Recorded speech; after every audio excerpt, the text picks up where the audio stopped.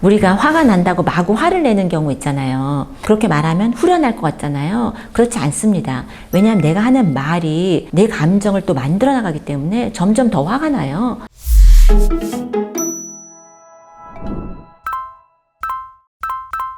네, 안녕하세요. 한소원입니다. 심리학에서는 감정이란 것은 내가 정의하는 것이다, 이렇게 이야기를 합니다. 교감신경계가 어떻게 활동하냐면 무서운 일이 있을 때 우리가 얼굴이 달아오르고 심장 박동이 빨라지고 그렇게 반응하죠. 그런데 얼굴이 달아오르고 심장 박동이 빨라지는 것은 무서울 때만이 아니거든요. 긴장했을 때, 아니면 스트레스 받을 때, 신이 났을 때, 마음에 드는 이성이 있어서 좀 설렐 때, 그럴 때도 그런 반응이 나타납니다. 신체적인 반응은 다 비슷한데 전혀 다른 상황이잖아요. 그건 인지적으로 어떻게 해석하느냐에 따라서 달라진다고 해요. 그렇기 때문에 감정이란 건 우리가 만들어가는 것입니다. 이런 만들어가는 것에서 가장 중요한 게 아무래도 언어라고 할 수 있습니다.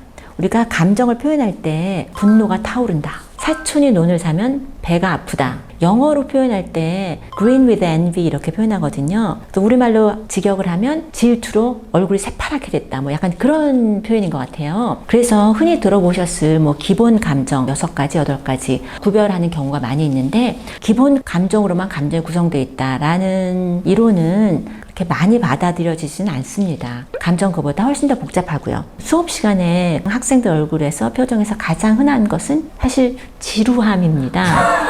지루함, 뭐 짜증스러움, 이런 것들이 많이 나오는데 기본 감정에는 그런 게 들어가 있지 않죠. 사실 짜증스러움 우리 인생에서 굉장히 자주 나오는 표정이에요. 그리고 우리가 뭐 죄책감도 있을 수 있고, 뭐 미안함, 그걸 얼굴 표정으로 하는 데는 한계가 있고 표정으로 인식하는 데도 한계가 있습니다. 심리학자들이 이렇게 말을 하는데요. 새로운 감정 단어를 배우는 것이 감정을 조절하는 데 도움이 된다. 사실 여러분이 만약에 아는 감정 단어가 딱 2개라고 쳐요. 열받는다, 그 다음에 신난다, 딱 2개예요. 그러면 이제 어떤 상황이 벌어졌을 때 신체 반응이 있겠죠. 얼굴이 달아오른다거나 뭐 여러 가지 반응이 있을 텐데, 내가 아는 단어가 딱 2개밖에 없으니까 그렇게 표현을 하는 거예요. 열받는다와 신난다, 이렇게 2가지로. 뇌는 거기에 대해서 적절하게 대응을 할 수가 없습니다. 그래서 어떤 감정인지를 표현하고, 내가 표현하기 힘들면 만들어내서 설명해보고 새로운 감정 단어를 배우는 것이 감정을 조절하는 데 도움이 된다고 합니다. 우리가 외국어를 보면 굉장히 특이한 단어들이 많이 있어요. 스웨덴어 중에 예코타라는 단어가 있습니다. 이 뜻이 뭐냐면 아침에 처음 우는 새소리를 듣기 위해서 일찍 일어나서 자연 속으로 나간다, 그런 뜻이에요.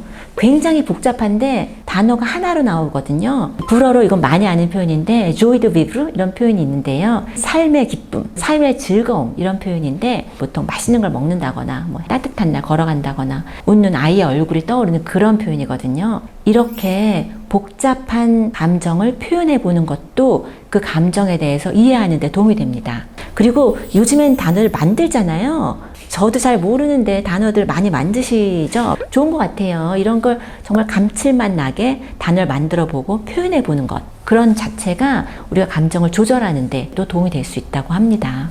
우리가 화가 난다고 마구 화를 내는 경우 있잖아요. 그거는 좋지 않죠. 그렇게 말하면 후련할 것 같잖아요. 그렇지 않습니다. 왜냐하면 내가 하는 말이 내 감정을 또 만들어 나가기 때문에 점점 더 화가 나요. 내가 감정에 대한 말을 하는 게 다른 사람에게만 영향이 있을 것 같잖아요. 내가 얘기를 하니까. 그런데 그게 아니라 말하는 나 당사자에게도 더 큰 영향이 있습니다. 그렇기 때문에 우리가 이 감정을 잘 생각을 해보고 이걸 어떻게 표현할 수 있을 것인가, 인지적으로 재구조화, 이렇게 다시 만들어 볼 수 있습니다. 우리가 딱 한 가지 감정만 있지는 않습니다. 사실 가장 기쁜 날이라고 생각할 수 있는 결혼식이 사실 많은 경우에 일생에서 가장 스트레스 많이 받는 날이라고 하죠. 그런데 기쁜 날이고 스트레스를 받는 날이죠. 아주 복잡한 감정, 뭐 예를 들어서 구남친이 결혼을 해서 아이를 낳는데 그 아이의 사진이 인스타그램에 올라왔는데 애는 귀여운데 뭔가 뭐 아주 복잡한 그런 감정들이 있을 수 있는 거죠. 이걸 어떻게 표현하느냐, 이걸 굉장히 힘들게만 표현할 건 아니고 우리가 또 좋게 표현하잖아요. 그렇게 표현하는 게 굉장히 중요하거든요. 정서라는 게 우리의 환경과 몸의 상태에 대한 종합적인 표현이라고 하거든요. 사실 정서가 무엇이냐면 정보라고 말씀을 드려야 돼요. 환경에 대한 정보고 몸의 상태에 대한 정보입니다. 정서가 하는 일이 불확실한 환경에서 미래를 예측하고 준비하는 것이거든요. 그래서 이런 정서 단어를 우리가 다양하게 배워보는 것이 상황을 더 정확하게 이해하고 준비할 수 있게 되기 때문에 이런 단어를 표현하고 배우는 것이 의미가 있다고 합니다. 새로운 감정 단어를 배우는 것이 감정 조절에 도움이 된다라고 이제 말씀하시는 대표적인 교수님이 리사 펠드만 베럿이라고 노스이스턴 대학의 정서과학에서 대가 중에 대가입니다. 그 선생님이 말씀하시는 게 새로운 표현을 해보고 다양한 언어를 사용해 보는 것이 감정 조절에 도움이 될 수 있다. 이런 말씀을 많이 하시죠.